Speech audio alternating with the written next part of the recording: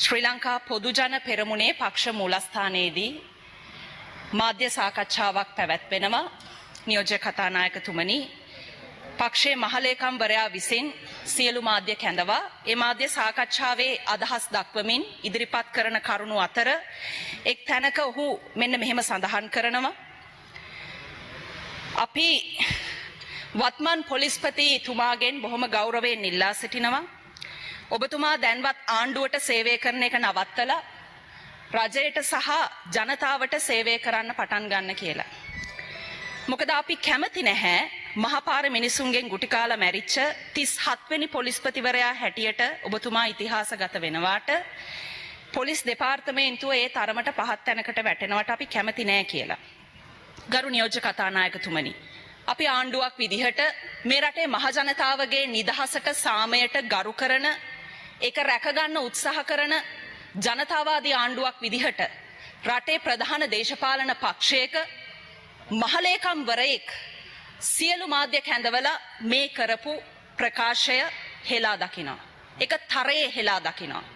මේ ප්‍රකාශය ඇතුලේ ගැබ් වෙලා තියෙන සාහසික බව, ම්ලේච්ඡත්වය, තර්ජනය මොකක්ද කියන එක සම්බන්ධයෙන් මේ රටේ පොදු මහ ජනතාවට යම් අදහසක් ගන්න පුළුවන් කියලා අපි විශ්වාස කරනවා. ඒ වගේම මේ පක්ෂයක මහලේකම්වරයෙක්ට රටේ නීතිය හා සාමය ක්‍රියාත්මක කරන ශ්‍රී ලංකා පොලිස් බල ඇණියේ නායකත්වයට මේ විදිහට අදහස් දැක්වීමක් කරන්න පුළුවන්ද? මං අපේ මහජන ආරක්ෂක ඇමතිතුමාගෙනුත් අහන්න කැමතියි මේ වගේ ප්‍රකාශයන් සම්බන්ධයෙන් නිහඬව ඉන්නවද කියලා. හේතුව මේ වගේ ප්‍රකාශ සම්බන්ධයෙන් යම් පැහැදිලි නීතිමය විමර්ශනයක් අපි කළ යුතුයි.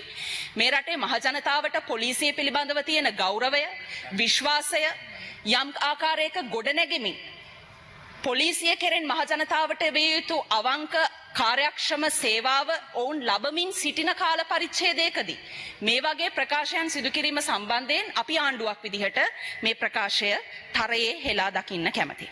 ඒ වගේම නීතිය පසිඳලන, නීතිය ක්‍රියාත්මක කරන ආයතනවලට ස්වාධීනව අපක්ෂපාතීව ක්‍රියාත්මක වීම සඳහා අවශ්‍ය කරන ඒ සාධාරණ පරිසරය නිර්මාණය කරන ආණ්ඩුවක් විදිහට ඒ නීතිය ක්‍රියාත්මක කරන ආයතනවලට නීතිය ක්‍රියාත්මක කිරීමට ඇති හැකියාව අකර්මණ්‍ය කරන, අඩපණ කරන මහජන විශ්වාසයේ ආයතන සම්බන්ධයෙන් බිඳවට්ටන මේ වගේ ප්‍රකාශ අපි තරයේ මෙහෙලා දකින බවත් මගේ කතාවේදී මුලින්ම මං අදහස් දැක්වීමක් විදිහට කියන්න කැමතියි.